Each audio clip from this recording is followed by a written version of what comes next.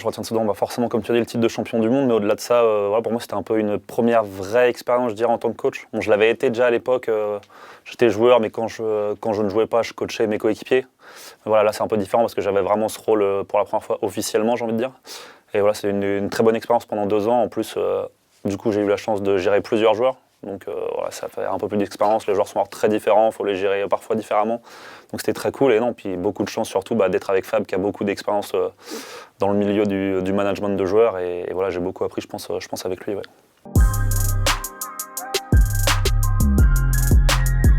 Beaucoup de bonheur, hein, forcément, une grande fierté aussi parce que c'était la première, mine de rien, vraie compétition par nation avec des vraies fédérations.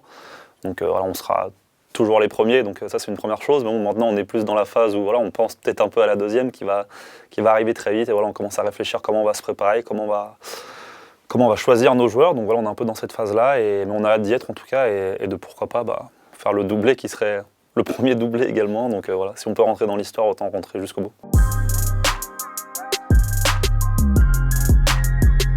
Sur le plan perso, déjà, forcément, il y a eu beaucoup d'évolutions, puisque au début, on était la première nation. Donc, voilà, c'est vrai qu'on était un peu seul pour organiser des matchs amicaux, tout ça, c'était un peu compliqué. Ensuite, on a eu la première compète officielle avec les Nations. Donc, pour moi, honnêtement, c'est la compète FIFA, je trouve, d'un point de vue extérieur, qui était, bon, même si j'y étais un peu de l'intérieur, mais même d'un point de vue extérieur, je pense que c'était la compète de loin la plus intéressante à suivre. Voilà, c'est vrai que les gens qui regardent, ils se rattachent plus facilement à un pays. Bon, ça pourrait être à des clubs aussi, mais là pour le coup à un pays qu'à un joueur tout seul. Et là ceux qui suivaient, clairement ils pouvaient supporter tout simplement leur pays et ça a donné cette émulation au tournoi qui était vraiment incroyable. Donc je pense que c'est dans la bonne voie. Je pense pour moi le format par équipe, c'est le format qui peut entre guillemets faire monter FIFA un peu d'un point de vue e-sport. Donc j'espère que c'est un truc qu'ils vont creuser même pour les clubs parce que je pense que c'est très intéressant. Et voilà, on a même aussi eu un tournoi amical au Portugal, donc il y a vraiment de plus en plus de nations qui commencent à faire leur propre tournoi entre eux. Donc voilà, j'espère qu'il y en aura de plus en plus et plus qu'un par an, parce que voilà, à l'heure actuelle on en a un par an, mais on espère dans le futur qu'il y aura un vrai suivi, une vraie saison tout au long de l'année et qu'on pourra faire plus de rencontres officielles, j'ai envie de dire.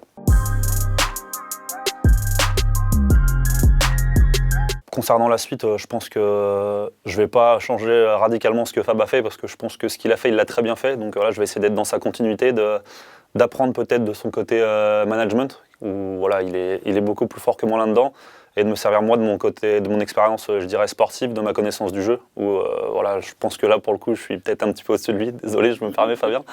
Et non, voilà, essayer de lier ces deux choses et d'être dans la continuité de ce qu'on a fait tous les deux et de continuer à enchaîner les résultats parce que mine de rien, même en match amical, on n'a pas beaucoup perdu, donc on va essayer que ça continue.